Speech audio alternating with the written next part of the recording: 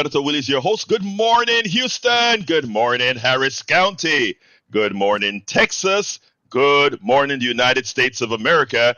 Good morning to the world. But you know what, folks? Because Howard has informed us all, we know that people all over the border, Louisiana, they are hearing us. Beaumont, they are hearing us. Good morning to the geniuses in the studio. How are you guys doing this morning? Well, we don't know about any geniuses, but Jack and I are here and we'll talk to you. We'll talk to you. Yeah. Hey. Yes, I mean, if you are able to keep these strings together and all these connections all over, you are, in fact, our geniuses, brothers. Yeah, the tin cans and string are working this morning so we can actually hear you and you can hear us, and the listeners in Louisiana can hear us too. Absolutely so. Anyhow, what's up, guys? Jack, you got some wisdom for us this morning? Yeah, this is about unfettered capitalism. Oh, no. Evil. Now that I hear that Chevron owns the mineral rights to the oil under Gaza, isn't that special? These men that wield capital are ultimately responsible for killing the Palestinian. And Netanyahu is just a tool they push down a pipe to perform a function. How many times in the past have people been massacred to get at resources? We have simply let our corporations become too big and powerful. This is why we must re-regulate capitalism. Unfettered capitalism is a Tasmanian devil that only knows hunger. More profit, more war, more death. It will devour all, even itself. Eventually, yeah. Because you remember the Depression of the 20s that was caused by unfettered capitalism. Again, unregulated capitalism. Now, as far as economic systems go, communism, we really don't want that. Socialism is not really an economic system, but unregulated capitalism is the most dangerous of them all. It's worse than communism. So beware and start regulating. I just enjoy listening to the talk. Hey, I want to touch on two things that Brother Jack said there. One about Netanyahu. Let me just tell you guys, I've been writing at Daily Kos for decades. I was a front pager, meaning my articles appeared on the front page of Daily Kos, all of that. I said something about Netanyahu, and they actually modified my titles and they stopped me from posting for a whole week at Daily Kos, the greatest, largest progressive site there. And I'm going back and forth with the owner, who is a friend of mine. And all he kept on saying is, well, that didn't have backing. That didn't have something that I said he claimed didn't have backing. Anybody listening to the news today on MSN, and by the way, all MSNBC, ABC, myself, all of us are supportive of, yes, a Jewish state and a Palestinian state. And interestingly, everything that was discussed in that article is being spoken about right now on MSNBC as Biden has soured on Netanyahu. Okay? It's not about Jewish folks or anything like that. It's about what Netanyahu is doing. And I think what Netanyahu is doing, and you know, guys, I said I wasn't going to talk about Israel on the show on KPFT, but the only reason I'm mentioning this is what Netanyahu is doing to my Jewish brothers and sisters is going to have blowback on them, not only in the United States, but around the world. We are paying $8,000 per bomb. We just gave 14,000 more bombs at the price of $100 and something million. All of that is going into the coffers of the military industrial complex. Ask why. There's a whole lot of things that we need to ask why. We need to be supportive of our brothers and sisters in the Middle East, Palestinians and Israelis alike. Love them all, but we have to be measured, lest blowback is going to be pretty damn intense. That's going to be the end of me saying anything about that particular subject now, because I don't want to hear the blowback. Anyway, today we are honored to have one of my great friends here, great activists in Daniel Cohen. You guys have heard of Daniel before. I want to go ahead and set this up first of all.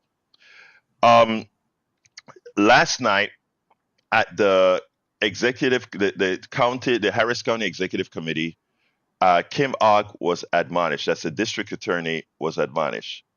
Uh, there's a whole lot that has been going on. Daniel is going to explain all of this. A whole lot of this that's been going on with Kim Ogg and how she deals with Democrats. And look, this is not a partisan issue. If you break the law, you should be prosecuted. Period. Punto y final. But when you make an effort that harms, it's a problem. This is not personal with regards to the DA, because my personal opinion is the DA does what many centrist Democrats do, and that is triangulate. They're willing to sacrifice some for their benefit of getting the votes that they want on the other side. They want to make themselves acceptable to the other side at the expense of harming others. And that's what I think. That's not what I think. That's what I know she did. Yesterday, there was a vote to admonish her, and she's a part of the system, and she has a whole lot of power within the party. And what my young brother, my young friend did in his organizing skills was to pull something out that very few would have had the fortitude to continue and do. Daniel Cohen, president of Indivisible Houston, welcome once again to Politics Done Right. And first of all, congratulations. Secondly, thank you for all the work that you put in here, not only in Harris County, but around the country. How are you doing this morning?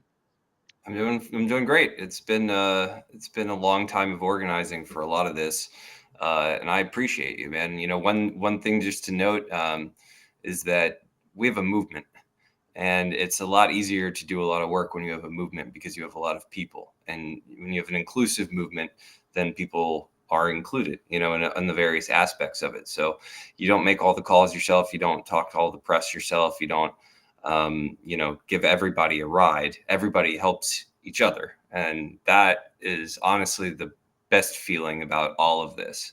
It's not just that the outcome was favorable. I mean, I like to push for favorable outcomes, particularly for the people who we try to advocate for in the community, but also on the political floor fight of things like this. But I think that's the most uplifting thing about it is that, you don't make all the texts yourself. You don't give all the rides yourself. You don't give all the speeches yourself.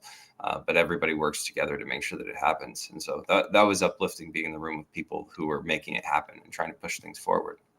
Now, while you were getting interviewed last night, I did a little clip.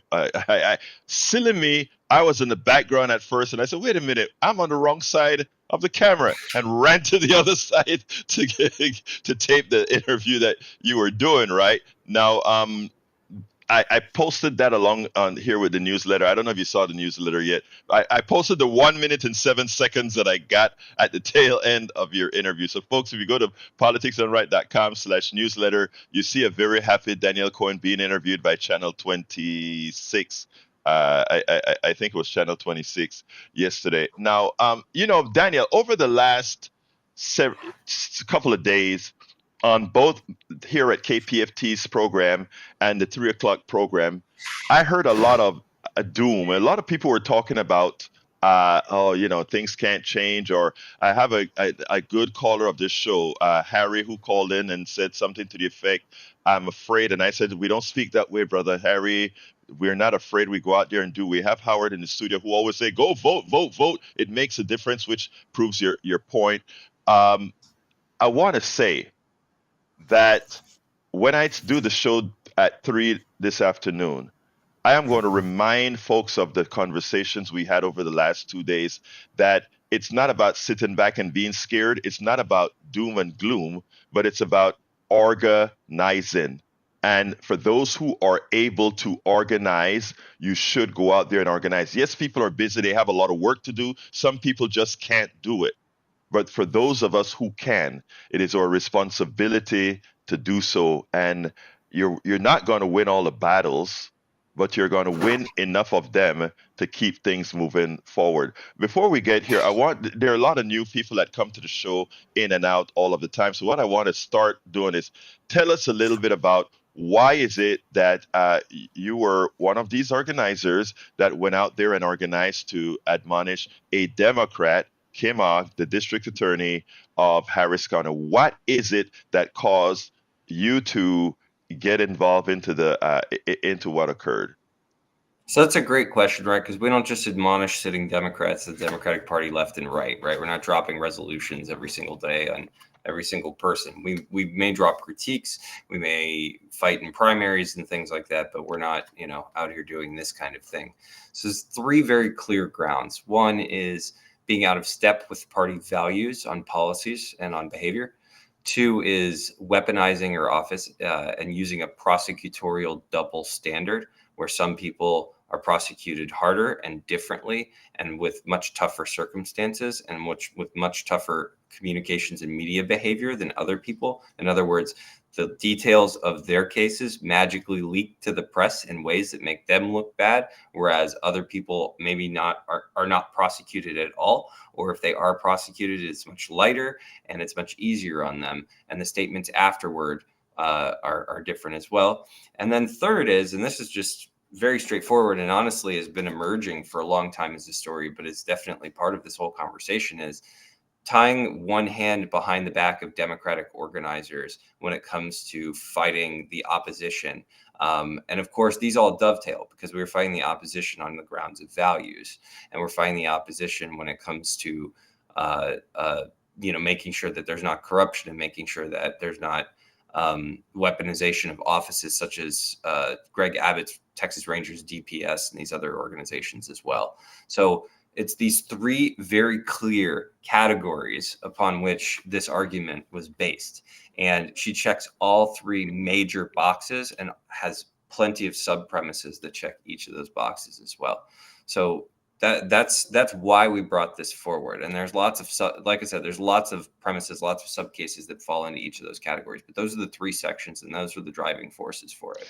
You spoke a lot of on the high level on a lot of that stuff, and I want to bring it down a notch in one particular area, because I thought when you gave your 3-minute speech in the beginning, you did it succinctly, where you tied the line together, and it goes this way. The premise is much of what we saw was that the district attorney did things to make herself.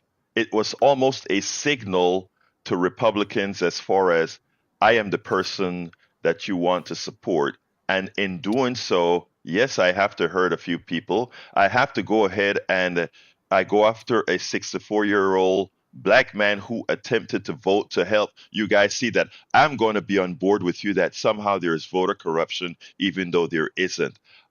You know what else I'm going to do? I'm going to show you that I'm a cop DA. That even though this cop blew a cap in a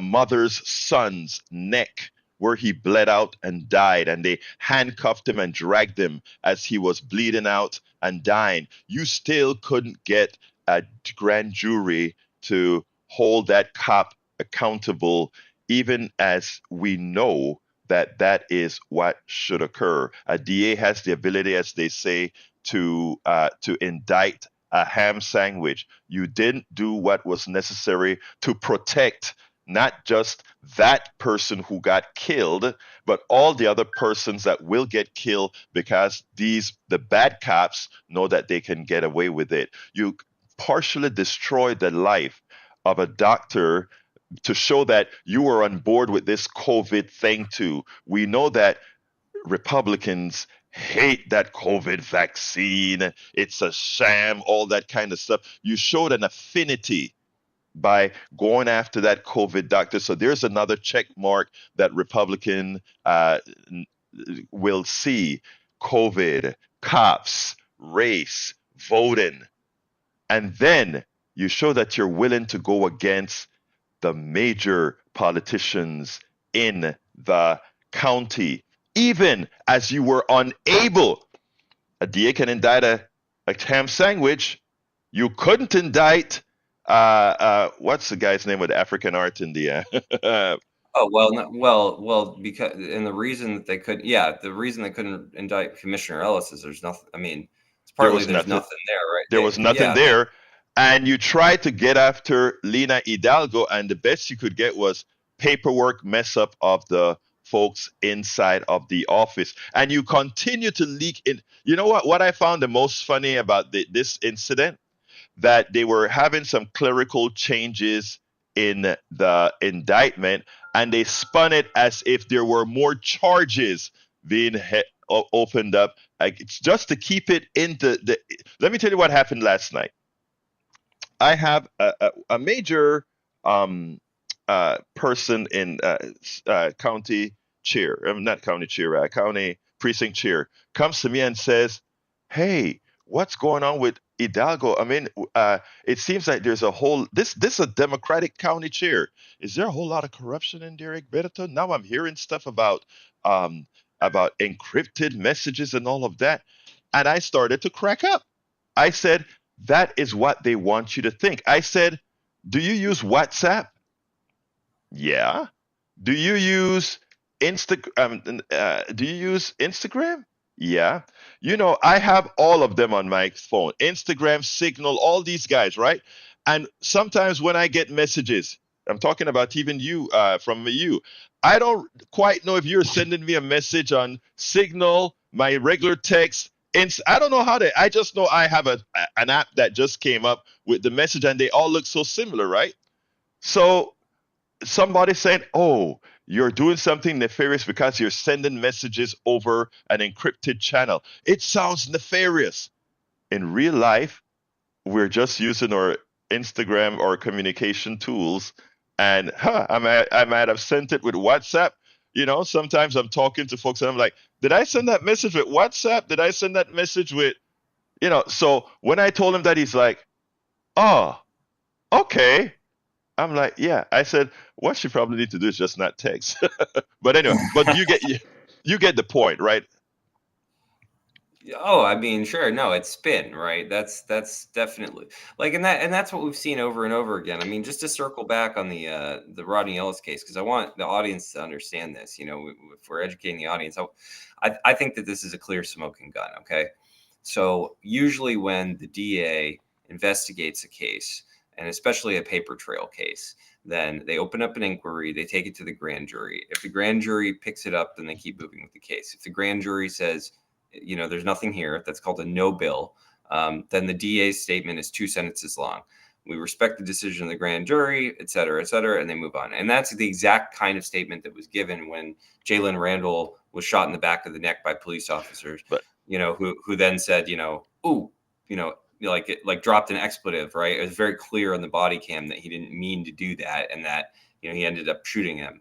And that was the statement of the DA. Like, we respect this is a process to make sure that there's fairness. We respect the decision of the grand jury.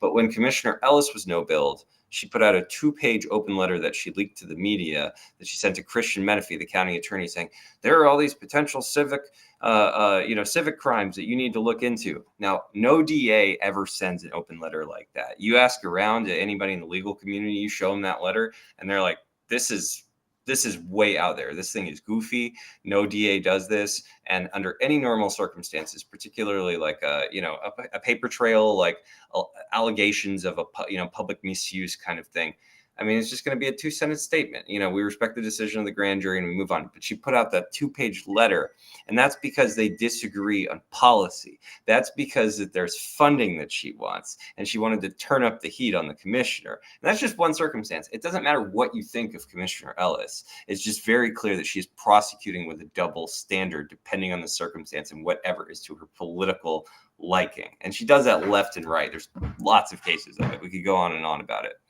Yeah, well, anyway, folks, what I want, one of the reasons I wanted Daniel here today is to talk about organizing, that organizing makes a difference. That if you want to accomplish something politically, policy wise, don't sit back and think you are incapable of doing so.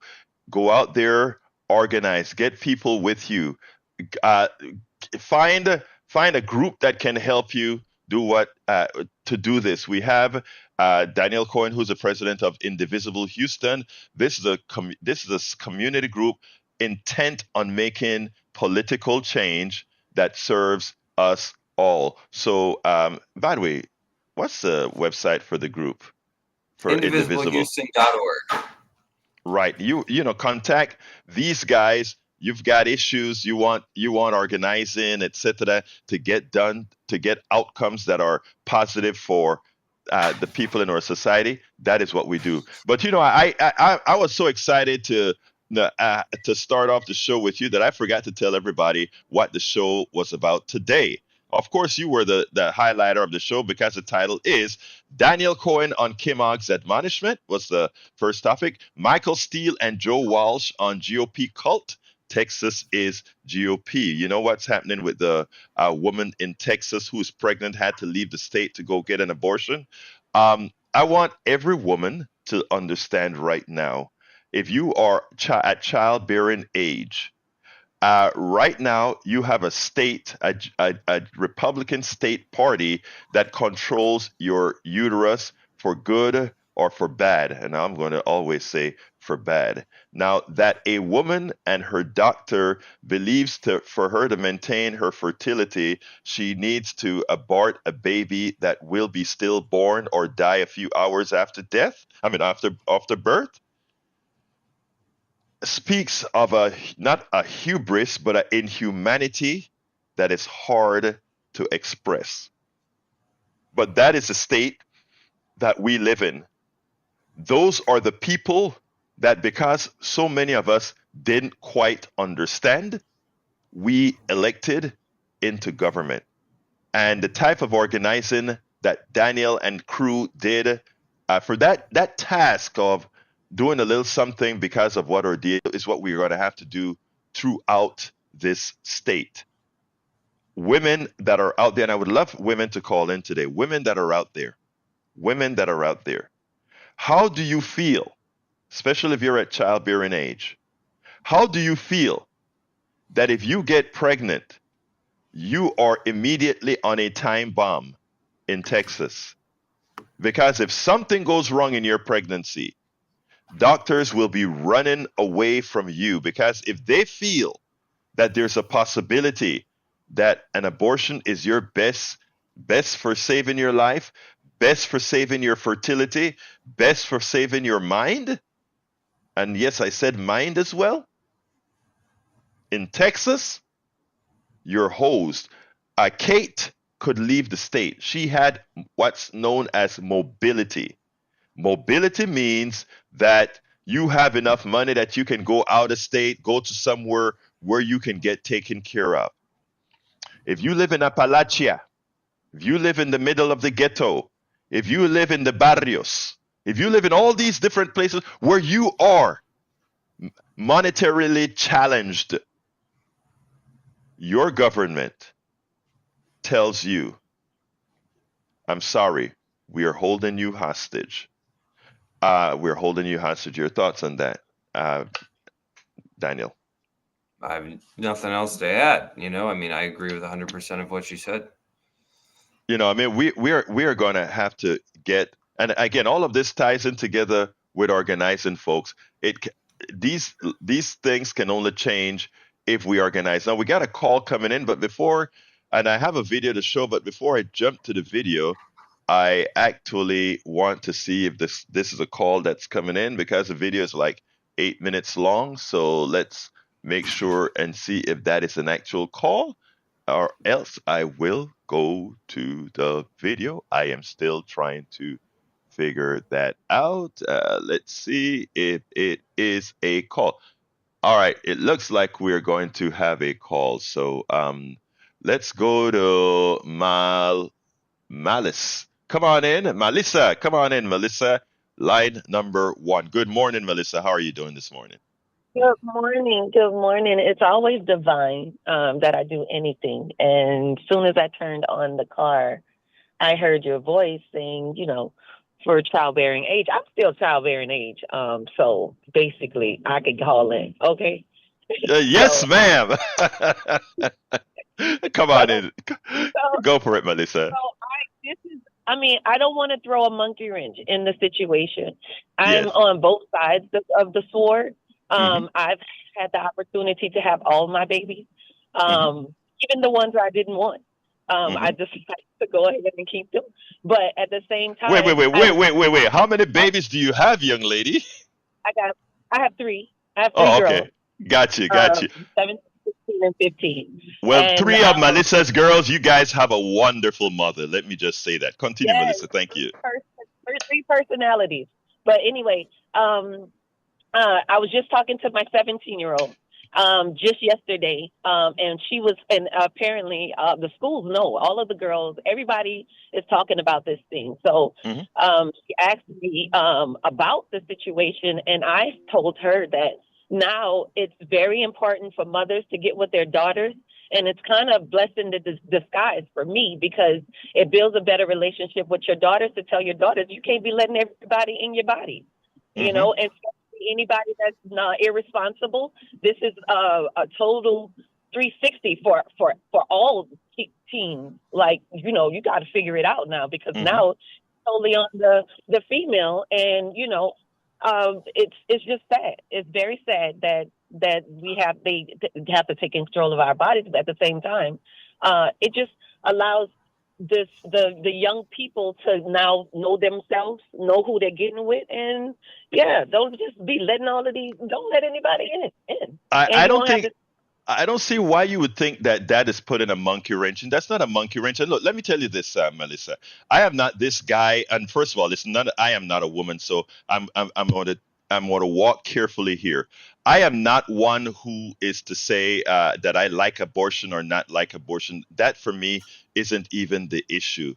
The issue is, Melissa, I don't think if I were a senator or anything, and whatever it is you're going through with your pregnancy or whatever, would you want me, some stranger who doesn't have a medical education, to tell you what to do with your body?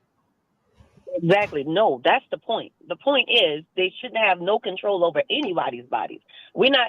There's no women in the Senate telling men to get castrated. Right. You know, because the ones that's being promiscuous around here, we're not doing that.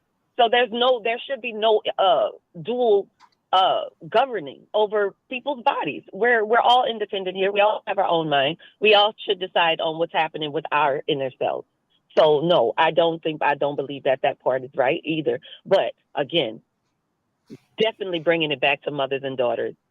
Hold your babies, talk to your babies, and tell your babies about these boys, and tell your babies about men not giving a care about what happens to you after they're done with doing what they're doing.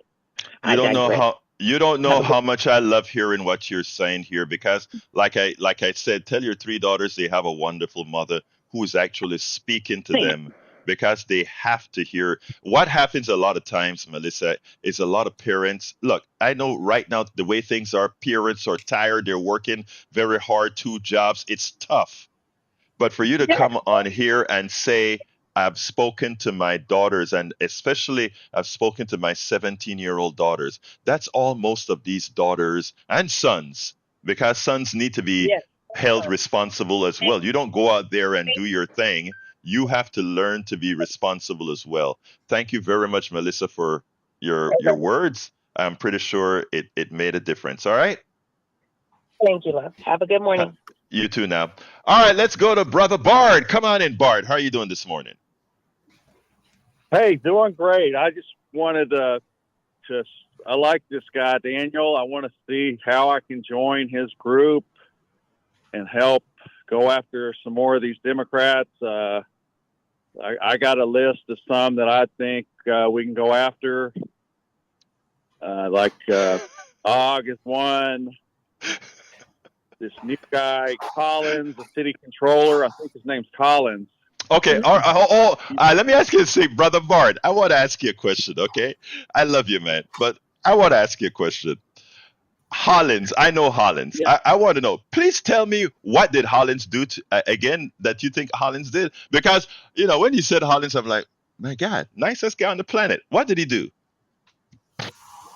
Collins is being groomed. He's next up in line to go he actually for radically different times. The population is He went- beginning to participate. he went after the mayor. He wanted to be mayor this time. Yeah. And as soon as Sheila jumped in, he jumped out. So they told him Okay. to step down. Let me back up again. I asked you one specific questions, my dear brother. You want Daniel to go, our indivisible Houston president, great activist, great organizer. You want him to go after Democrats who are doing the wrong thing. Okay, agreed. Daniel needs to go after not only Democrats, but all politicians who are doing the wrong thing. What do you want? For what specifically did Hollins do that was wrong that you want Daniel to organize around? He's being groomed, I believe, by Rodney Ellis. All right, thank you. I'm in there, city. All right, And, hold on, Bart. I'm gonna let Daniel answer this because right now you're saying he's being groomed. You haven't told me something he did. Come on in, Daniel. Tell me, what do we do with our friend Bard when this is the current mentality that he brings to our show? I love it. Well, if send in any evidence you have of this supposed backroom under the radar grooming of Chris Hollins by a so-called nefarious establishment, and I'd be happy to take a look at the evidence. And if your evidence rises to a level that makes sense, then you might see something. And if your evidence is like that of the district attorney Kim Ogg, then I respectfully would throw it in the trash. So, turn it in. We'll take a look. And thanks for your call. Thank you, Bard. Love you, man. You have a great day. All right, let's jump to Arnold. Come on in, Arnold. Hey, thank you for allowing me to be on these airwaves, first and foremost. Thank you, brother.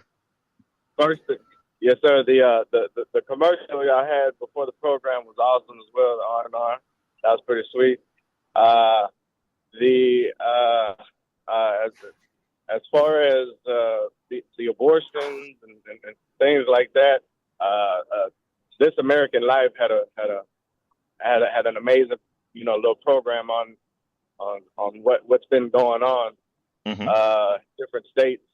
One of them was a helicopter insurance type of thing. And they said it wasn't too expensive to get a helicopter insurance, apparently. I think it was like in Idaho or something like that, because of what's going on.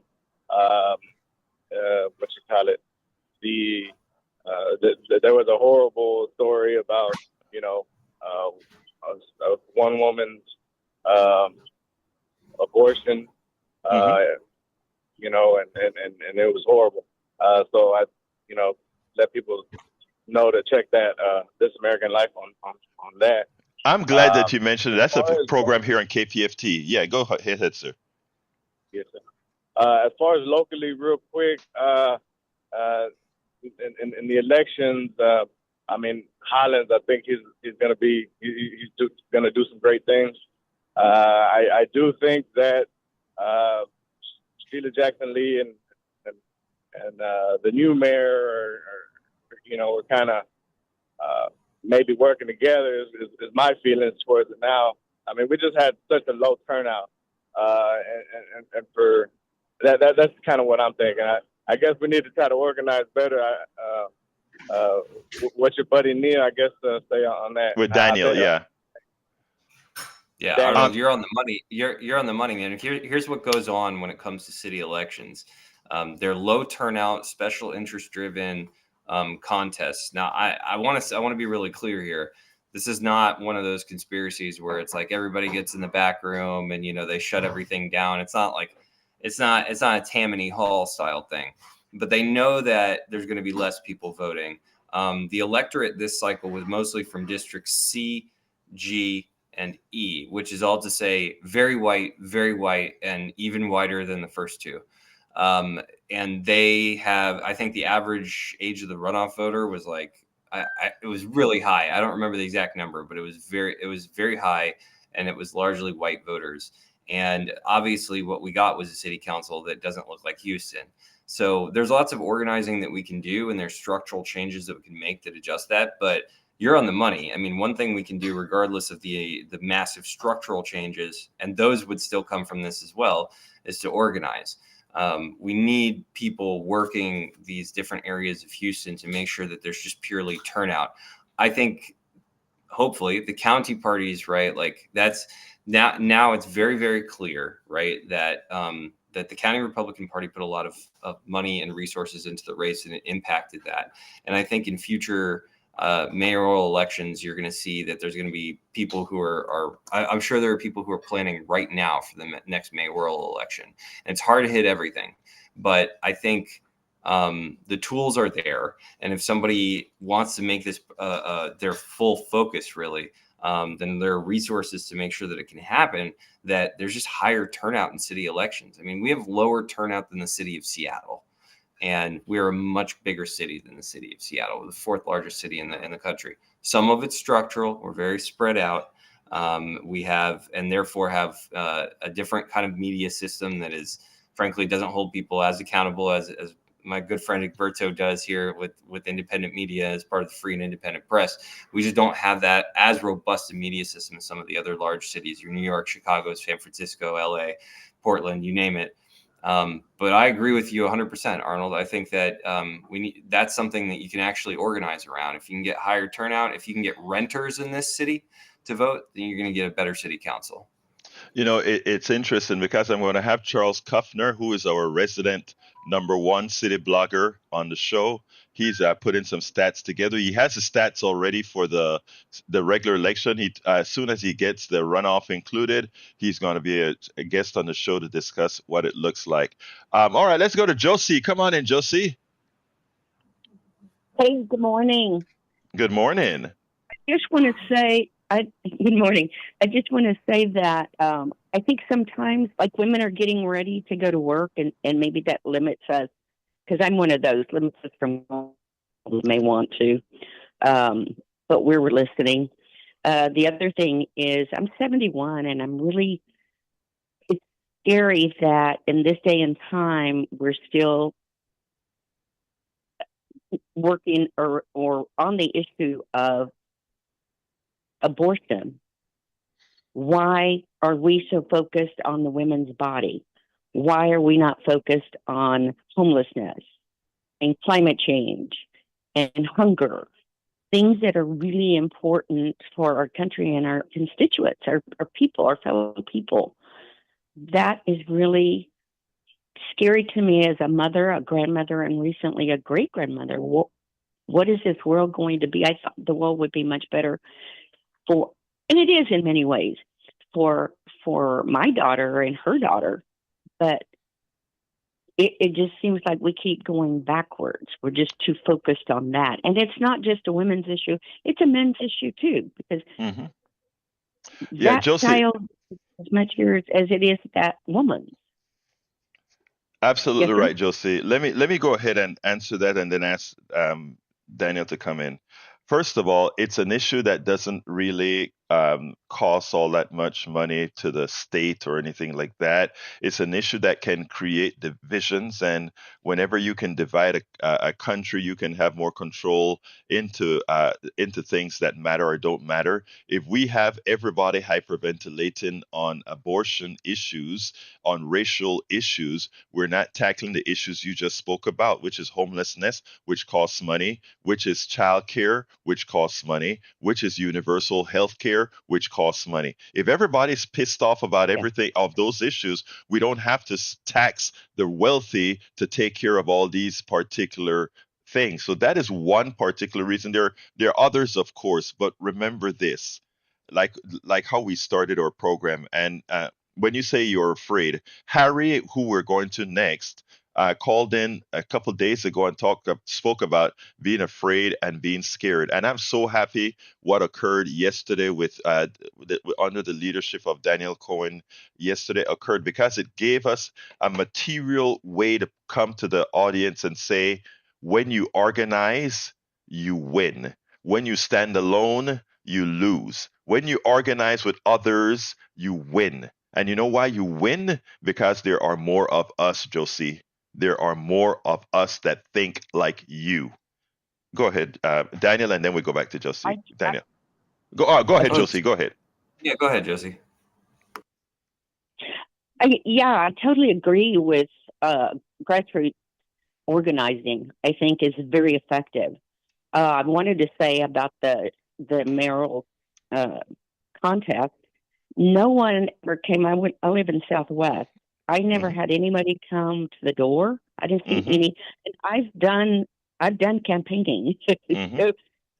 So, just the fact that I didn't have neither from Whitmire or from Steele Jackson, these people. Mhm. I didn't see hardly any yard signs, none of that. It was just a weird campaign, I think. It And I also was. think that a lot of her losses had to do with who was backing up Whitmire, Mhm. I hear you. and also, and I think it hurt her. Um, the when she was yelling at her staff or whatever, I think that hurt her. I think the lady that said last week, if it were a man, nothing would have been, oh my God, but because it was a woman.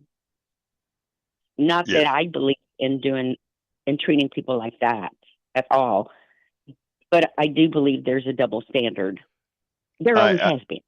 there is a double standard on so many. I mean, the permutation of our double standards is amazing. But you're absolutely correct, Josie. Look, Josie, thank you so kindly for calling. Let me let Daniel chime in, and then we're going to go to Harry. Okay? Have a I would good just day. say, Bye-bye. Thanks, I would just say Josie.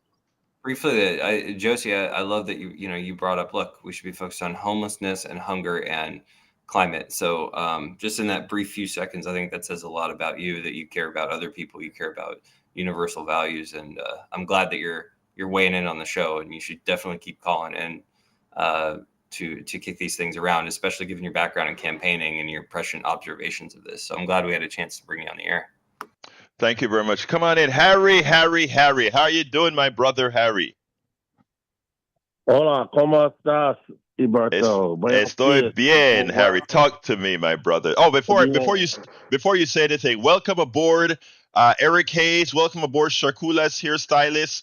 Welcome aboard, Nightmare 8877. Interesting. Go ahead, Harry. Good morning to Howard, Jack, and your guest, Daniel Cohen. He makes a lot of sense on a lot of political issues. Well, I want to make 3 points. The first point I want to make is as far as abortion is concerned, and I have said this in past shows, on your show and on you talk as well with Steve. I think what's got to happen, the Democrats dropped the ball back in 73 when they had control of the government. They should have made abortion the law of the land. So what's got to happen, we've got to get more progressive Democrats elected in the Senate and the House, because we have an national election coming up, so we can make abortion the law of the land. And then if Joe Biden gets a second term, I've said this before, he's got to expand that court so that Supreme Court cannot do what they did last year to strike abortion down, and away goes Roe versus Wade. I believe in a woman's right to choose. They should have control of their own body. And then the last point I wanted to make, you were talking about me being afraid. That was like, I made that call 2 weeks ago, and I was talking about Arnie Arnesen because I was listening to Arnie Arnesen that preceded your show, and I listened to her again this morning. And what she talks about is when the wrong people get elected, she's terrified and afraid of what could happen when the wrong people get elected. That's what scares me. I'm not afraid to do my job, as you told me when we were talking on that call, that I'm an American, you're an American, and we do our civil duty and we get out there and organize. I'm not afraid to fight these people who I know will do the wrong thing. I'm just afraid if the wrong people get in power, and if a Donald Trump, who should be convicted and go to prison, and other for all his crimes, and people like Ken Paxton, the wrong things they do, can do things to cause damage in this country. That's what scares Arnie Arnesen, when the wrong people get in power, and that's what scares me. But I'm not afraid to get out there and vote and do my duty to make sure the right people get elected. Harry, let me just say, first of all, when I notice when I said that I actually addressed you by name because I knew you were coming on, and I wanted to personalize that. People are in fact using that word afraid. I use that word afraid. All of us do it sometimes, and and there's this stuff that I've learned in self motivation, and it goes like you speak it, you effect it, right? You speak it, you effect it, and what I'm trying to teach myself and others. Not just I'm not this is not just something I'm saying, oh, Harry is afraid. That's not what I'm trying to say at all. I am trying to put into the Yeah. psyche, let's not be afraid. Let's not use the word afraid. Let's go out and do what Brother Cohen has done. Go out and execute, go out and activate, go out and organize. So please, I use you as a template. So I'm going to continue to use you up, Brother Harry, because you allow me to Okay. make the case that I need to make. All right? Okay. Well, I won't talk about when something goes wrong, when we get a politician that I feel is going to cause damage. I just won't use the word afraid. I'll just say, look, that this person is the wrong person, and we got to do what we have to do to try to limit the damage that person can cause. And I was Love you, at least, Harry. yeah, Hey, I was going to Harry, say, I got to throw right. you off, Harry. I love you. I love you. I love you. I love you. Got to throw you off Okay. and go to All right. Derek. You All have a right? good day, and What you have a good day, and everybody else, and we'll talk soon. Thank you, brother. Come on in. You want to say, Daniel? What were you going to say? Yeah, And then we go to briefly, Derek. Harry, send me an email at daniel@indivisiblehouston.org. You're just the kind of guy that we need to make sure is out there and has all the tools to organize. So, and I appreciate that. Stiff spines, sharp minds, big hearts. Let's do this thing. You hear that, guy? Daniel at indivisiblehouston.org, guys. And please don't only let it be Harry now. All we have to organize in this city. So y'all go flood his mailbox, okay? It's not like he doesn't have enough work already. Flood his mailbox. Daniel at indivisiblehouston.org. All right, Derek, how you doing, my brother? Hey, good morning. And I just want to say yes, Harry. You're absolutely right, bro. Because that's why I called. Because I listened to some of the people who with Sheila Jackson Lee. Man, let me tell y'all something. Y'all have not lost a thing. And the reason why I say that because, man, you still got Hollis. You still have Karen Shabazz. What have you lost? What's going to cause you to lose is that you sit at home and you don't go and tell this man who's going to be running this city for the next 4 years. You don't go set up an agenda. Jewish people go to the newly elected mayor with an agenda in hand. Whites go to the new mayor with an agenda in hand. But there are so many segments of Black and Hispanic population, we never go with an agenda in hand. You're going to have, if you're going to be progressive, put together an agenda and make sure that he does right by you. Or if he don't do right by you, tell him that you're going to be only a 4-year mayor. That's all I call to say. Daniel, let Daniel respond to you, Derek.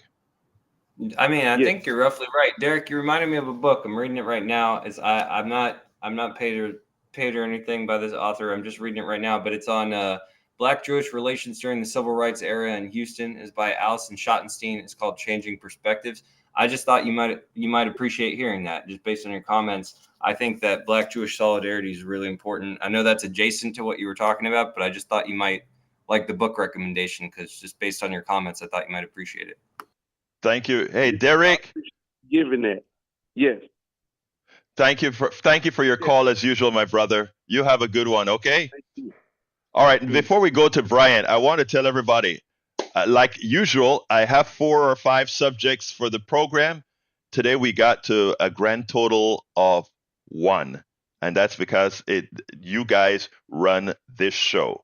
Now, I want to tell you to go to politicsdoneright.com/newsletter. The links to the videos and everything we would have covered if you guys didn't call in. And by the way, I prefer when you guys call in because I love the interaction with our city, with our country, etc. But just go to politicsdoneright.com/newsletter, and every single one of the items and topics we cover is documented that you can get to the videos or the articles, etc. So, you get $2 for the bang, or 2 bangs for the buck. And before I bring Brian in, I also want to remind you guys that we are in our silent giving mode here at KPFT, which means you can go to kpft.org and hit that donate button. Remember to donate in the name of Politics Done Right. Why am I telling you this now? Because if we get enough funds coming in as Christmas comes, as all the other holidays come, I'm not going to try to name them all. And if we get all this income into our coffers at KPFT, it means our February fund drive is going to be that shorter. So please go ahead when you get a chance. Go ahead and click that donate button.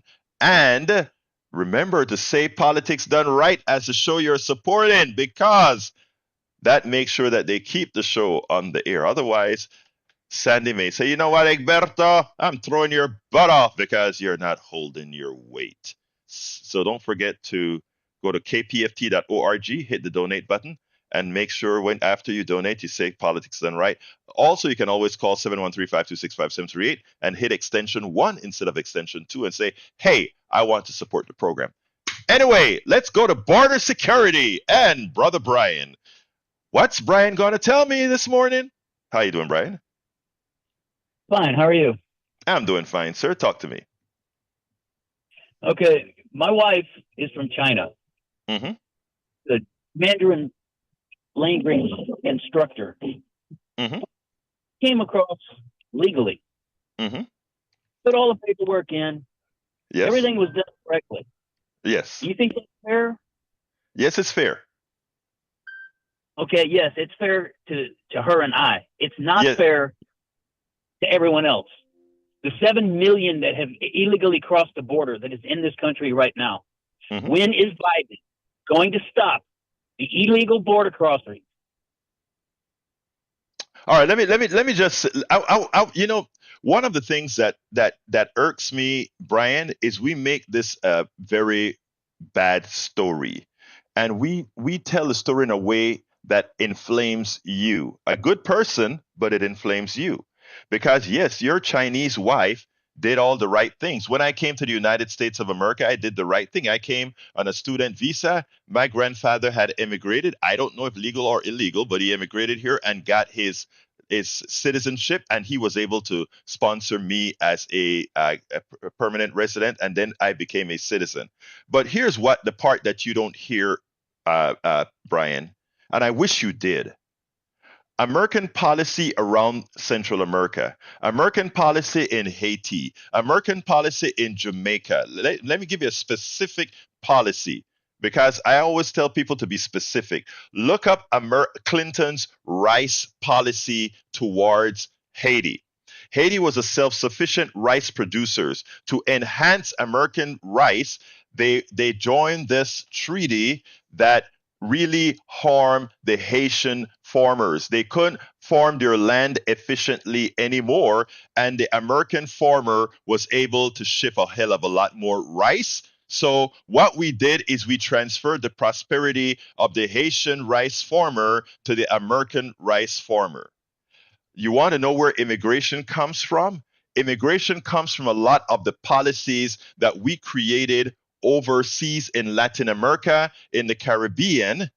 And then we ask these people that are distrodden, these people that are displaced, these people whose economics is no longer going to work because of our policy, they run over here because they're looking for what everybody is looking for, the ability to live.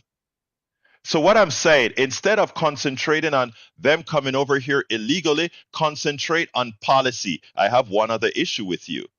You should be more humble. Every American citizen needs to be humble, because when the original settlers came here, the natives then say, where are your papers? So look, I do believe there should be some controls on the border, just from a control issue to control your country. But this stuff about being punitive with our border and punitive with all those 7 million people that are coming in. And by the way, we have the potential, the possibility, the power to absorb those other people. America is strong enough to absorb that. In fact, we need those workers for our aging population.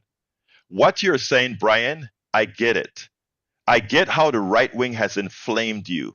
I get how the right wing has modified your thought process. But I will also tell you, and wait, hold on, because this plays to my heart. I'm an immigrant, and you are an immigrant. Just a few generations back. I don't want to hear anybody talking about the border the way you did again, because you're wrong. Go ahead. Wrong. I'm wrong. There were 17,000 Chinese military-age men that crossed the border. You didn't answer the question. I did answer the question. I answered the question not only with one word. I answered the question, my brother, logically and correctly. What you answered it is with false passion, sir. What? Remember, if you understand sir, don't talk over me. I won't talk over you. Now, if you understand what the policies that we did, and I wish everybody would get educated on what we do overseas to understand what's happening here, then you could make an intelligent decision. As it stands right now, you are unable to make an intelligent decision, and you're simply abiding by what was fed to you by the evil of the right. Okay? Last comment before I have to let you drop. Okay. Go ahead. Here's the other comment. Do you know, seeking asylum, the first neutral country must take you. You can't walk from Venezuela and ask for amnesty. Brian, this conversation is over. Understand what I said, and then we can talk. Have a great day. All right, we got to get out of here. First of all, I want to thank Daniel Cohen. Thank you for what you did in organizing. Give me a quick last word, Daniel. Thanks for being a member of the Free and Independent Press. Shout out to everybody.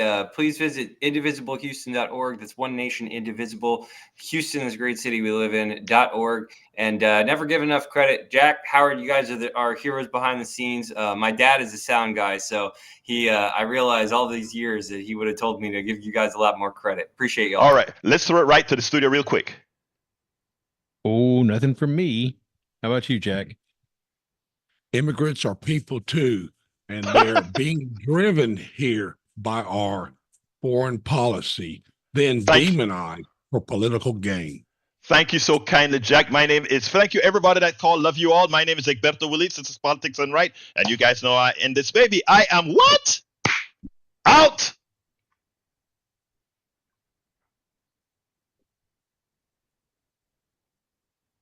You're listening to the American Democracy Minute, keeping your government by and for the people. A bipartisan group in Montana passed a critical court test last month for a November 2024 ballot measure implementing a top 4 open primary system.